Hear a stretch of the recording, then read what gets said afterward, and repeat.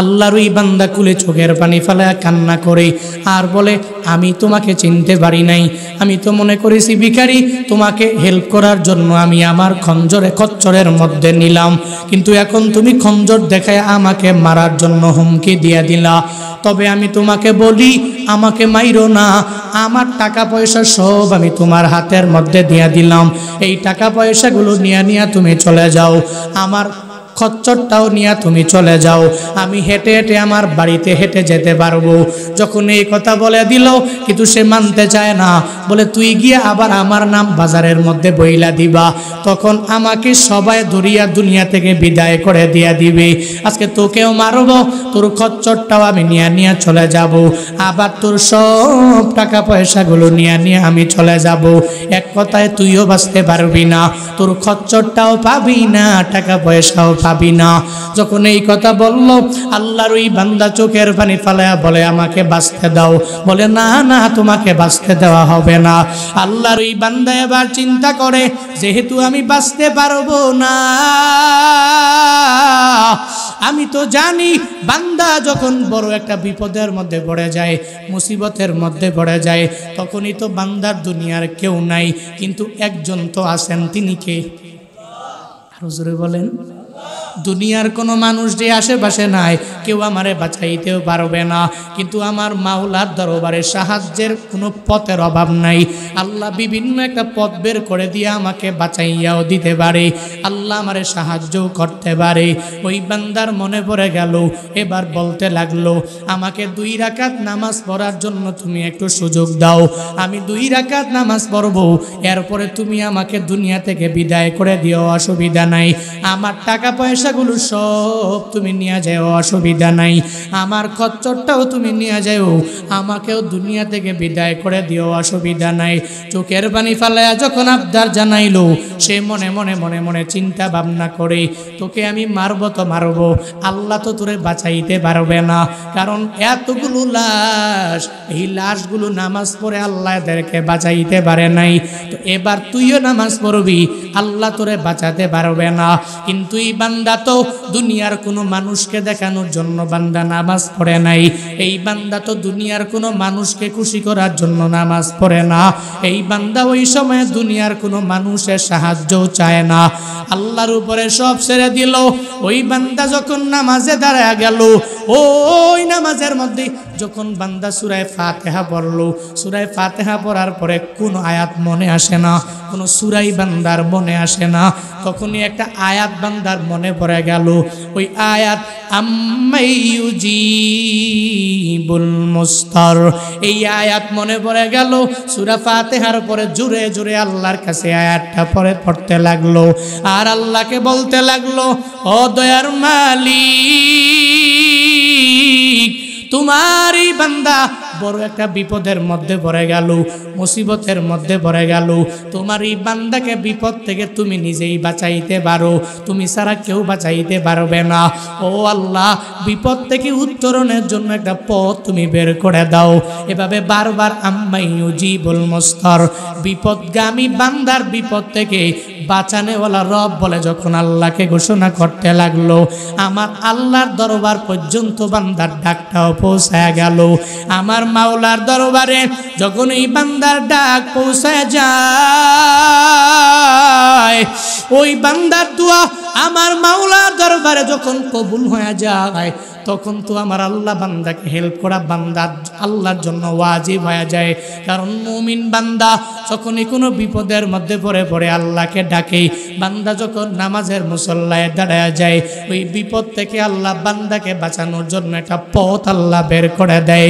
ওই বান্দা নামাজের মধ্যে বারবার আম্মাই ইউজিবুল মুস্তার যখন না বলে আল্লাহকে ডাকে, একটু দেরি যখন হয়ে যায় তখন ডাকাতটা বারবার বলতে থাকে, নামাজ তাড়াতাড়ি শেষ কর, আল্লাহর পক্ষ থেকে কোনো সাহায্য পাবি না, আর নামাজের পরে আমি তোকে দুনিয়া থেকে বিদায় করে ফেলবো, দুনিয়া থেকে বিদায় করে দিয়ে দিব। এই কথা বারবার যখন বলতে লাগলো, ওই বান্দাও নাসর বান্দা, বান্দা জানে আল্লাহর পক্ষ থেকে আমার সাহায্য আসবেই আসবেই আসবেই আসবে, কারণ আমি যে আল্লাহকে ডাকতে পারি, আমার আল্লাহ আমার ডাকে কেন সাড়া দিবে না? আমি আল্লাহকে বিপদের মধ্যে স্মরণ করলাম, আল্লাহ কেন আমাকে স্মরণ করবে না?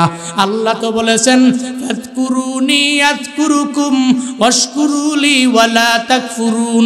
এ বান্দা, তুই আমারে স্মরণ করো, আমি আল্লাহ তোকে স্মরণ করব, তুই নাফরমানি করবি না। তুই যদি বিপদের মধ্যে পড়ে যাও, মুসিবতের মধ্যে যদি পড়ে যাও, আমি আল্লাহকে যদি ডাক দাও, আমি আল্লাহ অবশ্যই তোর ডাকে সাড়া দিয়া দিব। ওই বান্দার ডাকে আল্লাহ কি সুন্দর করে সাড়া দিয়া দিল জানো নি রে বান্দা? একটু পরে আল্লাহ তাআলার পক্ষ থেকে আল্লাহ একটা সাহায্য পাঠায়া দিল, একটা ফেরেশতা পাঠায়া দিল। ওই ফেরেশতা বড় একটা ঘোড়া নিয়ে হাজির হয়ে গেল। গরু সোয়ার করনেওয়ালা ফেরেশতা একটা স্বর্ণের মুকুট পরিয়া দৌড়ে আসলো, তার হাতের মধ্যে একটা তরবারি নিয়া ওই ডাকাতটা তাকে মারার জন্য যখনই ফোন দিয়ে আটলো, আল্লাহর কুদরতের কারিশমা, ওই আল্লাহর পক্ষ থেকে নিয়োজিত ফেরেশতাটা দৌড়ে আইসা ওই ডাকাতটাকে দুনিয়া থেকে বিদায় করার জন্য যখন তরবারিটা চালাইলো, দেহ থেকে মাথাটাকে আলাদা করে দিল, সাথে সাথে জমিনের মধ্যে মাথাও পড়ে গেল, ডাকাতের পুরা দেহটাও মাটির মধ্যে পড়ে গেল। আবার পড়তেও দেরি, ওই ডাকাতের পুরা বডিটা আগুনে পুড়তেও দেরি হয় না। সাহায্য কার? আহা বলে না কার? বেচারা তো অবাক হয়ে গেছে না মাঝে, কি এত বড় সাহায্য কোত্থেকে আসলো? জানে তো আল্লাহ তো আছে, আমি আল্লাহকে ডাকছি তো আল্লাহ তো অবশ্যই আমার ডাকে সাড়া দিয়ে দিবে। এবার নামাজ থেকে সরাসরি যখন এই কার্যকলাপ দেখছে, সেজদায় চলে গেছে, সেজদায় গিয়ে খালি প্রশংসা করে, আল্লাহ তুমি ছাড়া কে আর, আমি জানি তো তুমি তুমি তুমি। সেজদার মধ্যে পড়ে আল্লাহর কাছে প্রশংসা করে দ্রুত ওঠে, আসসালামু আলাইকুম রহমতুল্লাহ, আসসালামু আলাইকুম রহমতুল্লাহ, সালাম ফিরা দৌড়ে ওই যে লোকটা তরবারি চালায়া ডাকাতটাকে আলাদা করে দিল, তার সন্ধান তো পাওয়া লাগবে, কে রে এত বিপদের মধ্যে সাহায্য করলা, দৌড়ে যায় আর ডাকে, কে তুমি? এত বড় বিপদের মধ্যে, এত বড় মুসিবতের মধ্যে তুমি সাহায্য করলা, একটু দাঁড়াও না, কে তুমি? যতই ডাকে ফিরে তাকায় না, আর একটা গায়েবী আওয়াজ চলে আসছে, তুমি যে আল্লাহকে নামাজের মধ্যে ডাকছো, আম্মাই ইউজিবুল মুস্তার, বিপদে পড়নেওয়ালা ব্যক্তির বিপদ থেকে উত্তরণ করনেওয়ালা রব যে আল্লাহকে ডাকছো, আমি হলাম ওই আল্লাহ তাআলার পক্ষ থেকে একজন গোলাম। পড়েন না সুবহানাল্লাহ। ভাই এজন্য নামাজ পড়বেন, দুনিয়া বিদায়নেও ফায়দা আছে না নাই? নাই নাই নাই। আল্লাহ বড় বড় বিপদ থেকে বাঁচায়া দিবে, এটা দুনিয়া বিদায়নের ফায়দা। আর আখিরাতের লাইনে তো বইলা লাভই নাই। যেই বান্দা নামাজ পড়বে যাবে কই? আর যে নামাজ পড়বে না যাবে কই? কথা কোত্থেকে আসছি? লাম নাকু মিনাল মুসাল্লিন, জাহান্নামী বলতেছে আমি নামাজে ছিলাম না, এজন্য আজকে আমি জাহান্নামে। একটা রিজন, একটা কারণ জাহান্নামে আমার আসার। এক নাম্বার গেল। দুই নাম্বার, কেন আমি জাহান্নামে আসছি, তোমরা কেন জান্নাতে গেছো জানো নি? ওয়ালাম নাকু নুতঈমুল মিসকিন। দুনিয়াতে আমরা মিসকিনদেরকে দেখলে খালি তারায়া দিতাম, খাবার দিতাম না। সমাজে আছে না নাই? মিসকিন দেখলে এর রাগ ওঠে, ভিখারি দেখলে এর রাগ ওঠে, সে ভিখারিকে ভিক্ষা দেয় না, মিসকিনকে সাহায্য করে না, সহযোগিতা করে না, তাড়ায়া দেয়, ধমক দেয়। আছে না নাই? জাহান্নামী ব্যক্তিদের দোষ হলো সে মিসকিনদেরকে দেখতে পারবে না, আর জান্নাতি ব্যক্তিদের গুণ হলো সে মিসকিন দেখলেই ডাইকাইনা মাথার মধ্যে হাত বুলাইয়া দিবে, টাকা দিতে পারে নাই, চোখের পানি ফালে একটু দোয়া করে দিবে। পড়ে না সুবহানাল্লাহ। এতিম দেখছেন, মিসকিন দেখছেন, তাড়িয়ে দিবেন না, আনবেন, কাছে আনবেন, বুকে টানবেন। এটা মদিনাওয়ালা নবীর গুণ। পড়েন সুবহানাল্লাহ। মদিনাওয়ালা নবীর গুণ হলো জান্নাতি ব্যক্তিদের গুণ। জান্নাতি ব্যক্তিদের গুণ হলো জান্নাতি ব্যক্তিগুলো এতিম মিসকিনদেরকে সাহায্য করবে, সহযোগিতা করবে, কাছে টানবে, বুকে টানবে, বুকে টেনে তাকে সাহায্য করবে, হেল্প করবে। আর যে ব্যক্তিগুলো আবু জাহালের অনুসারী, সে মিসকিনদেরকে দেখতে পারবে না, এতিমদেরকে দেখতে পারবে না, দেখলেই ধমক দিয়ে তাড়ায়া দিবে। আবু জাহালের কাজ ছিল এতিম যারা, এদেরকে তো নিজে সাহায্য করতোই না, আবার যারা করতো এদেরকে বলতো তোরা করবি না। দুষ্টু তো, এমন দুষ্টু তোর পৃথিবীতে কেউ নাই। এজন্যই তো আর পুরা বাড়িটাই এখন হাম্মাম, দরদময়া লিরিজাল লিন্নিসা। পুরুষরাও ওখানে দরদময়া টয়লেটে যায়, মহিলারাও যায়, পুরাটা বাড়ি হাম্মাম। দেখেন দুষ্টু তো। অবাক করা বিষয়, মদিনাওয়ালা নবীর বাড়ি, জন্মস্থান, মাদারল্যান্ড, ওই মক্কার কুরাইশ বংশের যেই জায়গায় নবী জন্মগ্রহণ করেছেন, সৌদি আরব যারা গিয়েছেন দেখেছেন, ওই জায়গায় বর্তমানে হচ্ছে লাইব্রেরি, মাকতাবা, ওই জায়গাটা লাইব্রেরি। আর লাইব্রেরির থেকে সর্বোচ্চ, এখান থেকে ওই যে আপনাদের মসজিদ আছে না, মসজিদ, এখান থেকে মসজিদ পর্যন্ত ওই জায়গায় নবীজির বাড়ি। আর এখানে হচ্ছে আবু জাহালের হাম্মাম, আবু জাহালের বাড়ি। এতটুকু ডিস্টেন্স হবে, বেশি হবে না। কিন্তু দেখেন কারবারটা দেখছেন, মদিনাওয়ালা নবী কই, আবু জাহাল কই। নবী কত দাওয়াত দিল নবীর পাশে, নবীকে সুন্দর করে বলল আয় হায় আয় হায় আয় হায়। কিন্তু কপালে যে হিদায়াত নাই, কপালে হিদায়াতটা জুটেও নাই। নবীর থেকে কত কাছে, কপালে হিদায়াত নাই। সালমান ফার্সি এত দূর থেকে আসলো, বেলাল হাবাসি এত দূর থেকে আসলো, কপালে হিদায়াত জুটছে তো হয়ে গেছে।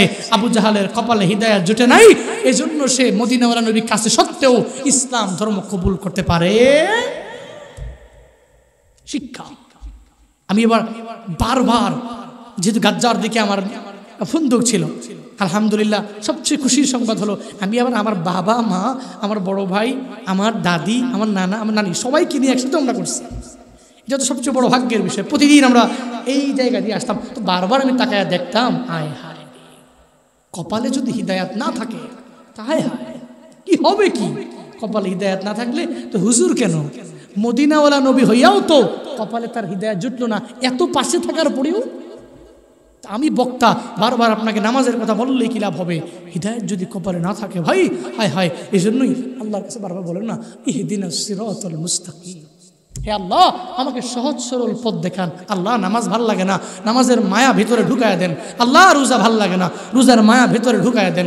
আল্লাহ নেক আমল ভাল লাগে না, নেক আমলের মায়া ভেতরে ঢুকায় দেন। আল্লাহ সবাইকে সেই তৌফিক দান করুক। সকলে পড়ি আমিন। আরো জোরে পড়েন। জান্নাতি ব্যক্তিদের গুণ হলো, জান্নাতি ব্যক্তিগুলো নামাজি হবে। জাহান্নামী ব্যক্তিদের দোষ, সে নামাজি হবে না। জান্নাতি ব্যক্তিদের গুণ হলো এতিমদেরকে সাহায্য করবে, মাথায় হাত বুলিয়ে দিবে, মিসকিনদেরকে সাহায্য করবে। জাহান্নামী ব্যক্তিদের দোষ হলো মিসকিনদেরকে সাহায্য করবে না, হেল্প করবে না, সহযোগিতা করবে না। 3 নাম্বার রিজন জাহান্নামে কেন আসছি, কারণ কি জানুনি? কারণ হলো কুন্না নাখুদু মাআল খাইদিন। দুনিয়াতে আমরা খালি গীবত করতাম। কে বলতেছে এগুলো? কে বলতেছে? জাহান্নামীরা বলতেছে কুন্না নাখুদু মাআল খাইদিন। যারা গীবত করে, শিকায়াত করে, অন্যের দুশ্চর্চা করে, এদের সাথে বসে বসে আমরাও দোকানপাটে বসে, চাষটলে বসে আমরাও দুশ্চর্চা করতাম। এরকম দুশ্চর্চা করনেওয়ালা ব্যক্তি সমাজে নাই, নাই নাই নাই। গীবত করনেওয়ালা ব্যক্তি নাই, আছে না? নাই। জাহান্নামীদের দোষ এটা, জাহান্নামীদের দোষ এটা। জাহান্নামীদের দোষ হলো এরা চাষটলে বসে বসে অন্যের দুশ্চর্চা করবে।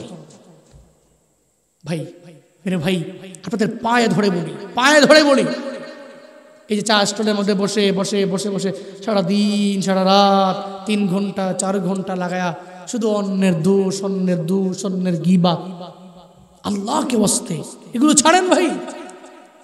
কাল কিয়ামতের ময়দানে জাহান্নামীগুলো তখন এই কথা বলবে, কুন্না নাখুদু মাআল খাইদিন। আমরা তো দুশ্চর্চাকারী ব্যক্তিদের সাথে বসে বসে কুশ গল্প করতাম, কত মজা ঠাট্টা করতাম, কত গীবত করতাম, কত মানুষের দোষ নিয়ে চলতাম, কিন্তু তোমরা কিন্তু এগুলো করতে না। এজন্য আজকে তোমরা জান্নাতি, আমরা করতাম বলে আজকে আমরা জাহান্নামে আসছি। এবার জাহান্নামে আসার আরেকটা রিজন কি জানোনি? কুন্না নুকাদ্দিবু বিয়াউমিদ্দিন।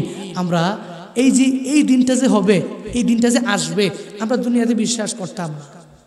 সমাজে কিছু ব্যক্তি আছে দেখবেন, সে বিশ্বাস করে না, মনে মনে বিশ্বাস করে না। কবে আখেরাত, কবে জান্নাত, কবে জাহান্নাম, এ বাকি খবর নিয়ে লাভ আছে? মাঝে মাঝে কিছু ব্যক্তি এসব কথা বলে কি বলে না, দেখবেন বলে ফেলে, আরে কবে আখেরাত হবে, কবের কথা তুমি কও, এগুলো বাকি খবর। এ বাকি খবর বাদ দাও, নগদ নগদ কি হবে এগুলো বলো। এরা দুনিয়াতে কুন্না নুকাদ্দিবু বিয়াউমিদ্দিন, আমরা দুনিয়াতে ওই দিনের বিষয়ে মিথ্যাচার করতাম, আমরা মিথ্যা প্রতিপন্ন করতাম। যে এগুলো বলতো আমরা হাসি তামাশা করতাম, মজা করতাম। আরে হুজুর তো কইবই, হুজুর তো বলবই, আরে হুজুর তো একই কথাই কয়, একই বয়ান করে, হুজুর গো কামই ইডা, খালি আপরের বাদ খাইব আর খালি আইসে এসে বয়ান করব। এগুলো কিছু কিছু মানুষ বলে, আয় হয় ওদিন জাহান্নামের মধ্যে আফসোস করবে আর বলবে আমরা তোমরা দুনিয়াতে থেকে আখিরাতকে বিশ্বাস করেছো, আমরা আখিরাতকে বিশ্বাস করিনি, যা দরুদ আজকে আমরা জাহান্নামে, তোমরা জান্নাতে। এজন্য জান্নাতি ব্যক্তিদের গুণ কি, জাহান্নামী ব্যক্তিদের দোষ কি? মনে রাখবেন, জান্নাতি ব্যক্তিদের গুণ সে নামাজ পড়বে, জান্নাতি ব্যক্তিদের গুণ সে এতিম মিসকিন যারা আছে এদেরকে সাহায্য সহযোগিতা করবে, এদের মাথার মধ্যে হাত বুলিয়ে দিবে। জান্নাতি ব্যক্তিদের গুণ কি, সে কোশ্চিনকালেও কোনো গীবত করবে না, দুশ্চর্চা করবে না, শিকায়াত করবে না। জান্নাতি ব্যক্তিদের গুণ কি, সে আখিরাতকে অবিশ্বাস করবে না। জাহান্নামী ব্যক্তিদের দোষ কি, এক নম্বরেই সে নামাজ পড়বে না। জাহান্নামী ব্যক্তিদের দোষ কি, সে কোশ্চিনকালেও মানুষ তাকে যতই বলবে এতিমদেরকে ধমক দিস না, মিসকিনদেরকে ধমক দিস না, সে মানবে না। সে এতিমদেরকে ধমক দিবে, মিসকিনদেরকে তাড়ায়া দিবে, এদের মাথার মধ্যে হাত বুলাবে না। এটা এদের দোষ। আর জাহান্নামীদের দোষ কি, এরা আখিরাতকে বিশ্বাস করবে না। মনে রাখবেন, জাহান্নামীদের দোষ কি, জাহান্নামীরা খালি খুশ গল্পে জমাতে পারলেই গীবত, শিকায়াত, মানুষের দুশ্চর্চা করবে। এটা জাহান্নামী ব্যক্তিদের দোষ। আর জান্নাতি ব্যক্তিদের গুণগুলোও জানলাম, জাহান্নামী ব্যক্তিদের দোষগুলোও জানলাম। এবার তখন আল্লাহ তাআলা বলেন, এরা বলবে হাত্তা আতানাল ইয়াকিন। আজকে যেই সময়গুলোকে আমরা বিশ্বাস করতাম, আজকে ওই দিনটাই আমাদের সামনে উপস্থিত হয়ে গেল। আমরা বিশ্বাস করতাম না যেই দিনটা, ওই দিনটা চলেই আসলো। আফসোস করলে কোনো ফায়দা হবে? বলেন না ভাই, আফসোস করলে কোনো ফায়দা হবে? ওই দিন যতই জাহান্নামে থেকে জান্নাতি ব্যক্তিদেরকে আফসোস করবে আর বলবে, যদি চেষ্টাও করে, ইয়া লাইতানি কুনতু তুরাবা, আমি চাই যে আমি আবার মাটি হয়ে যাই, সম্ভব? Is not possible. এজন্য ভাই সময় থাকতে, যুবক ভাইরা, সময় থাকতে জান্নাতি ব্যক্তিদের গুণে নিজেকে গুণান্বিত বানাবো। পারবো না ইনশাআল্লাহ? জান্নাতি ব্যক্তিদের যেই গুণ, ওই গুণে নিজেকে গুণান্বিত বানাবো। আল্লাহ তাআলা আমাদের প্রত্যেককে সেই তৌফিক দান করুক। সকলে পড়ি আমিন। আরো জোরে পড়েন, রাব্বিয়াল আযীম, রাব্বিয়াল আলা, রাব্বিয়াল আযীম। মারহাবা, জোরে বলেন। নামাজের সাথে নিজেকে আঁকড়ে ধরবো, নিজের পরিচয়টাকে বুলন্দ করে চলবো। আমার নামাজ আমার তারিফ, আমার নামাজ আমার পরিচয়, আমার নামাজ আমার হাত, আমার নামাজ আমার পা, আমার নামাজ পরিচয় বহন করবে আমি একজন খাঁটি মুসলিম। আর এই নামাজ আমাকে জান্নাত পর্যন্ত পৌঁছাবে। আল্লাহ তাআলা আমাদের প্রত্যেককে, আমি বক্তা, শ্রোতা, সবাইকে নামাজের প্রতি ইহতেমাম দেওয়ার, গুরুত্ব দেওয়ার তৌফিক দান করুক। সকলে পড়ি আমিন। আরো জোরে পড়েন। জান্নাতি মানুষ হওয়ার জন্য যে গুণগুলো অর্জন করার, ওই গুণে নিজেকে গুণান্বিত বানাবার তৌফিক দান করুক। সকলে পড়ি আমিন। ইন্নাল আবরারা লাফি নাঈম ওয়া ইন্নাল ফুজ্জারা লাফি জাহিম।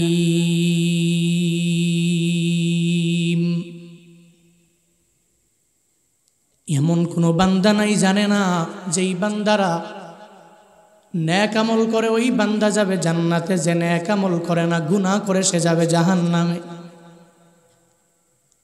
আসমানের নিচে জমিনের উপরে এমন কোনো বান্দা নাই যেই বান্দা এই ব্যাপারে জানে না হুজুর বলা লাগবে।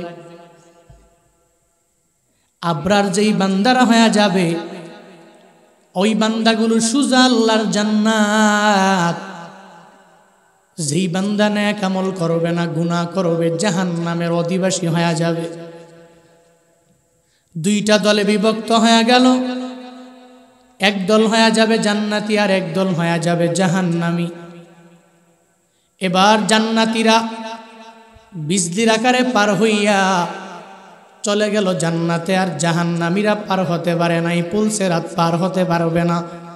জাহান্নামের অতল একটা গভীর গহ্বরের গর্তের মধ্যে পড়ে যাবে। জান্নাতীরা যখন জান্নাতে, আবার জাহান্নামীরা যখন জাহান্নামে, আল্লাহ তাআলা জান্নাতি আর জাহান্নামী বান্দাদের মাঝে একটা কথোপকথনের ব্যবস্থা লাগায়া দিবে, একটা কমিউনিকেশন লাগায়া দিবে। একজনে আর একজনের প্রশ্ন করার মতো ব্যবস্থা করে দিবে, উত্তরের ব্যবস্থা আল্লাহ করে দিবে। কেমনে সম্ভব? বলে দুনিয়ার লাইনে একটা বিজ্ঞানী যদি পারে, তুমি বাংলাদেশের মধ্যে বৈশা এখনই যদি মন চায় বলে 10 সেকেন্ডের মধ্যে আমেরিকা একটা ফোন লাগায়া দিলাম, লন্ডনে একটা ফোন লাগায়া দিলাম, সৌদি আরবের মধ্যে একটা ফোন লাগায়া দিলাম, দুবাই একটা ফোন লাগায়া দিলাম, ওমানে একটা ফোন লাগায়া দিলাম, বাহরাইনে একটা ফোন লাগায়া দিলাম। বান্দা তোমার 10 সেকেন্ডের মধ্যে পসিবল হয়ে যাবে, সম্ভব হয়ে যাবে। মোবাইলটা হাতের মধ্যে লইয়া মেসেঞ্জারটা ওপেন করিয়া নেট ওপেন করিয়া যদি তোমার বড় ভাইয়ের কাছে টেলিফোনের মাধ্যমে তার খবরাখবর জানতে চাও, তাহলে কোনো অসুবিধা নাই। 10 সেকেন্ডের মধ্যে 20 সেকেন্ডের মধ্যে বান্দা খবরও পাওয়া যাবে। তোমার ভাইয়ের খোঁজ খবর তোমার আর আমার সবাই নিতে পারবো, আমিও পারবো, তুমিও পারবা, সবাই পারবে। তো দুনিয়ার মাঝে যদি এত দূরবর্তী হওয়ার পরেও এত সুন্দর করে 10 সেকেন্ডের মধ্যে বান্দা খবর নেওয়া যায়, এই দুনিয়াতে এই যে মোবাইলের এই সিস্টেম, ইমো, হোয়াটসঅ্যাপ, ইউটিউবের এই মাধ্যম তো আমার আল্লাহ বানায় নাই, দুনিয়ার মানুষগুলো বানাইছে। দুনিয়ার মানুষগুলো নিজের ব্রেন দিয়া বানাইলো, কৃত্রিমতার সাহায্যে দুনিয়ার মানুষগুলো তাদের ব্রেন খাটায়া বানাইলো, গবেষকেরা বানাইলো, বিভিন্ন বড় বড় মাথাওয়ালারা বানাইলো। এই মাথাওয়ালারা যদি বাংলাদেশ থেকে বসিয়া তুমি যদি আমেরিকার মধ্যে টেলিফোনের মাধ্যমে যদি ওই জায়গার মধ্যে কথা বলা যায়, বলতেও পারো, তো এই বিজ্ঞানীদের বিজ্ঞানী আমার আল্লাহ, ওই আমার মাওলা তার জাহান্নামের মধ্যে তোমার আর আমার মাঝে কি আল্লাহ একটা কমিউনিকেশন লাগাইতে পারবে না? যদি কোনো বান্দা মনে মনে প্রশ্ন করে, তাহলে তোমার প্রশ্নের জবাব আমার নিজের ব্রেন দিয়া যদি একটু কাটাও, তাহলে অটোমেটিক বান্দা বুঝতে পারবা বাংলাদেশ থেকে এত দূর হওয়ার পরেও 10 সেকেন্ডের মাধ্যমে খোঁজখবর নিয়ে নিলাম, তার সাথে কনভারসেশনের ব্যবস্থাও হয়ে গেল। যদি মনে করো কথা বলবো না, আমি টেক্সটের মাধ্যমে কথা বলবো, বলা যায়। যদি মনে করো টেক্সটও করবো না, কথাও বলবো না, ভয়েসের মাধ্যমে বান্দা কথা বলা যায়। এক কথায় ওই বান্দা কি হালাতে আছে সব মেসেঞ্জারের মাধ্যমে বলা যাবে, হোয়াটসঅ্যাপের মাধ্যমে বলা যাবে।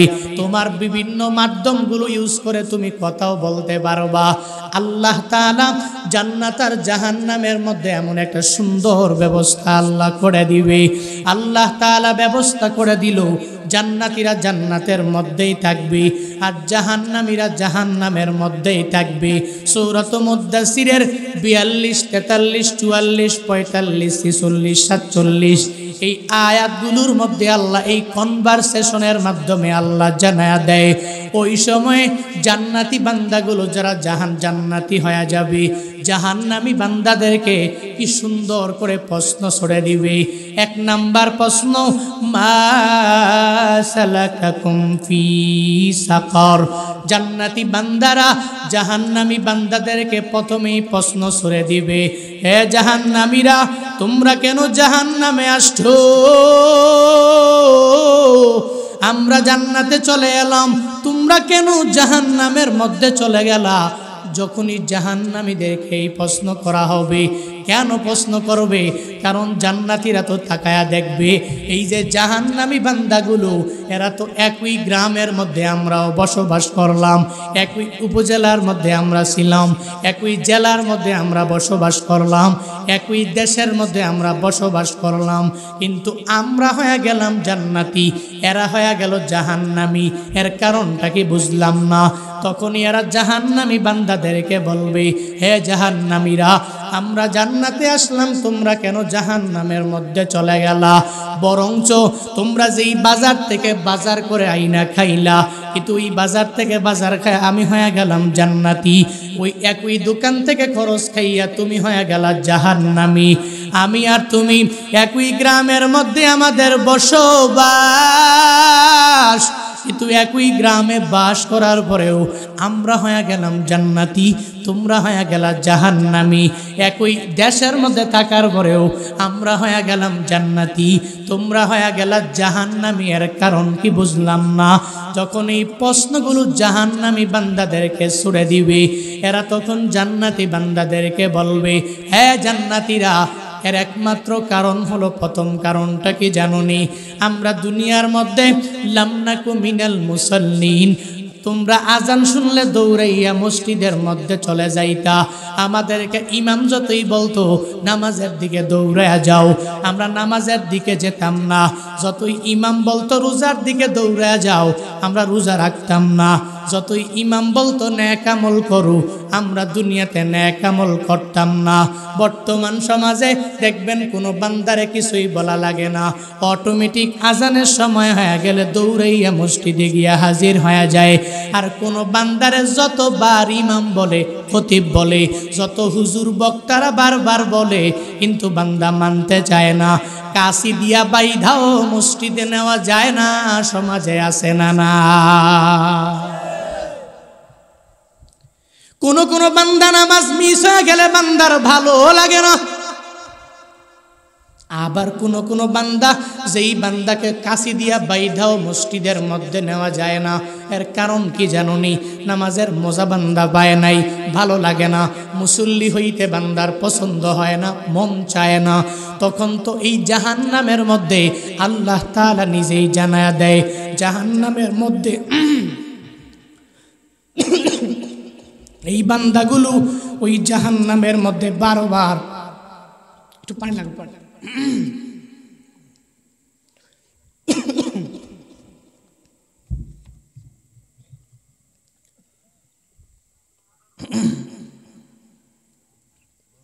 জাহান্নামের মধ্যে এই বান্দাগুলো ওই জায়গায়, তখন সে বলবে আফসোস করে, তোমরা দুনিয়াতে নামাজে গেছো, আমরা যাই নাই, তোমাদেরকে বলা লাগে নাই, তোমরা অটোমেটিক মসজিদে চলে গেছো, কিন্তু আমাদেরকে যতই বলছে নামাজ পড়ি নাই। এখন আজকে তোমরা জান্নাতে, আমরা জাহান্নামে। জান্নাত থেকে তোমরা আমাদেরকে প্রশ্ন করছো যে তোমরা কেন জাহান্নামে আসলা? মা সালাকাকুম ফি সাকর, এই জাহান্নামের মধ্যে কোন জিনিস তোমাদেরকে আনলো, কোন জিনিস তোমাদেরকে ফেলে দিল? এই জন্যই তো আমরা বলতেছি, কারণ হলো দুনিয়াতে আমরা নামাজি ছিলাম না, লাম নাকু মিনাল মুসাল্লিন। এক নাম্বার কারণ, দুনিয়াতে আমরা কি ছিলাম না? নামাজি ছিলাম না। এখন স্পষ্ট কথা হলো, ওই যে বলতেছিলাম, আবরাররা জান্নাতে, ফুজ্জাররা জাহান্নামে। নেক আমল করেনেওয়ালা জান্নাতি, যে ব্যক্তি গুনাহ করবে ওই ব্যক্তি জাহান্নামী। এখন শুনেন, এবার জান্নাতি কারা, জাহান্নামী কারা? আল্লাহ তাআলা সূরাতুল মুদ্দাসসিরের এই কথাগুলোর মাধ্যমে জানা যায়। যেই বান্দা নামাজি, ওই বান্দা জান্নাত থেকে জিজ্ঞেস করবে তোমরা কেন জাহান্নামে আসলা? আর যেই ব্যক্তিগুলো জাহান্নামী, জাহান্নাম থেকে সে উত্তর দিবে দুনিয়াতে আমরা নামাজি ছিলাম না, এ কারণে আজকে আমরা জাহান্নামী। তোমরা নামাজ পড়ছো, এ কারণেই তোমরা জান্নাতি। পড়েন না সুবহানাল্লাহ। বোঝা গেল যে ব্যক্তি নামাজি, ওই ব্যক্তি জান্নাতি হবে। যে ব্যক্তি নামাজ পড়ে না, ও জান্নাতে যাবে কেমন? ও তো বলবে আমি নামাজ পড়ি নাই। ওই সময় যতই চেষ্টা করবে নামাজ পড়ার জন্য, ট্রাই করেও পড়তে পারবে না, কারণ তো পুরো জিন্দেগিতেই নামাজ পড়ে নাই। পড়ছে বিপদে পড়া। জুমা না পড়লে মানুষ আমারে মুসলিম বলবে নি, আমি রোজা না রাখলে মানুষ আমারে মুসলিম বলবে নি।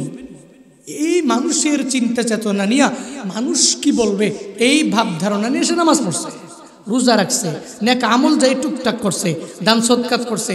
মানুষ কি বলবে, মানুষ আমাকে কি বলবে, এই চিন্তা ভাবনা নিয়ে সে নেক আমল করেছে। তার এই নেক আমল তো রবের দরবার পর্যন্ত পৌঁছে নাই, আল্লাহর দরবার পর্যন্ত যায় নাই, এগুলো আসমানের নিচেই ছিল। এ কারণে তার এই নেক আমলের কারণে সে জান্নাতিও হতে পারে নাই। আজকে জাহান্নামের মধ্যে থেকে দেখি আফসুস করছে আর বলছে লামনাকু মিনাল মুসাল্লিন।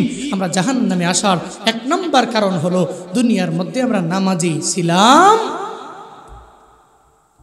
জান্নাতে যাওয়ার জন্য এক নাম্বার আমল নামাজ।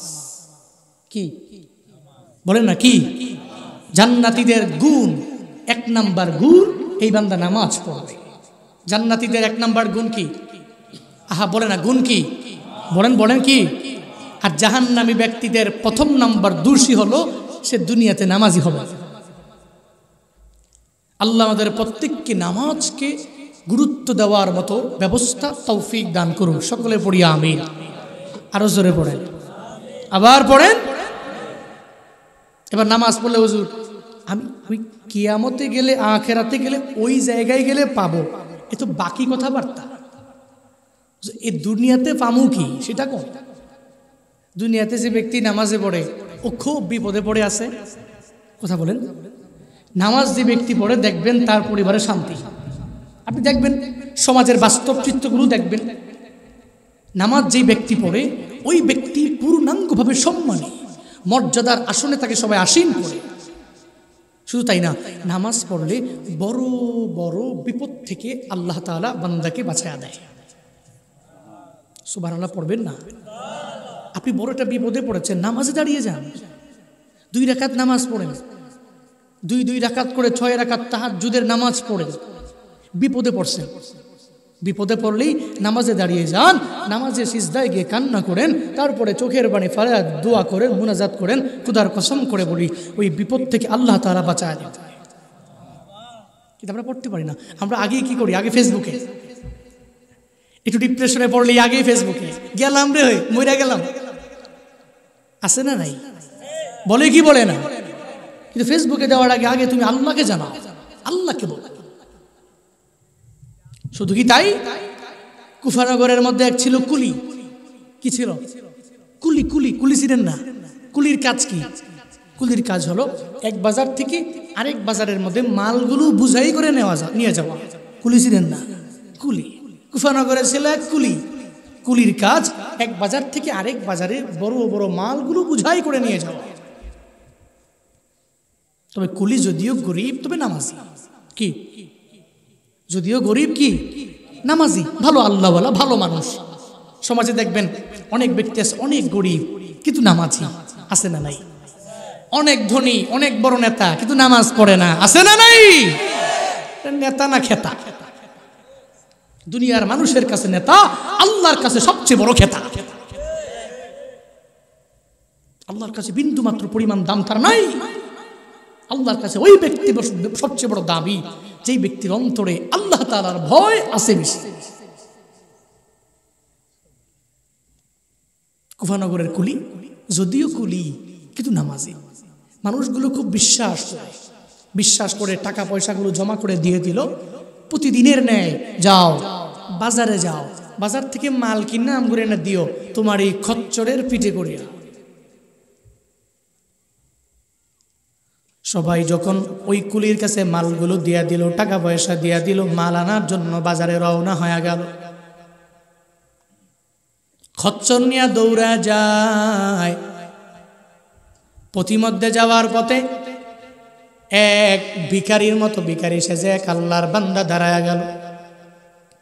হ্যাঁ কুলি, তুমি কোথায় যাও? বলে অমুক বাজারের মধ্যে আমি যাব, বলে আমায় নিয়ে যাও, আমার টাকা নাই, যাওয়ার মতো সম্বল নাই, ভাড়াও নাই। যখন এই কথা বলল মনটাও অনেক বড় নরম হয়ে গেল। যেই বান্দাগুলো নামাজি ওই বান্দার মনটা বেশি কঠিন হবে না, অটোমেটিক নরম হয়ে যাবে। একবার, দুইবার, তিনবার, চারবার বলা লাগবে না, দুইবারের সময় অটোমেটিক মনটা বান্দার নরম হয়ে গেল। সে বলল কোন বাজারে যাইবা? বলে তুমি যেই বাজারের মধ্যে যাবা আমিও তো একই বাজারের মধ্যে চলে যাব। বলে অসুবিধা নাই, আমার খচ্চরের পেছনে তুমি সঙ্গে করে আমার নিয়ে লও, আমি তোমাকে নিয়ে ওই বাজার পর্যন্ত পৌঁছায় দিব। কিন্তু ওই ভিখারি বান্দার অন্তরের মধ্যে কি আছে ওই কুলি তো জানে না। তার অন্তরের মধ্যে কি দোষ আছে কেউ জানে না। জানে না? কি জানে? এখন এক ব্যক্তি আপনারে বলল ভাই তুমি আমার একটু হেল্প করো, তোমার বাইকে করে আমাকে একটু ওই আগুয়া বাজার, নাকি আগুয়া বাজারে নিয়ে যাও। আপনিও নিলেন। এখন মাঝপথে গিয়ে যদি আপনার ছুরি ঠেকায় মারে, আপনি জানেন সে এমন হবে? জানেন না তো। আপনি কি তার ভিতরটা দেখছেন? দেখেন নাই তো। কিছু কিছু মানুষের উপর দিয়া ফিটফাট,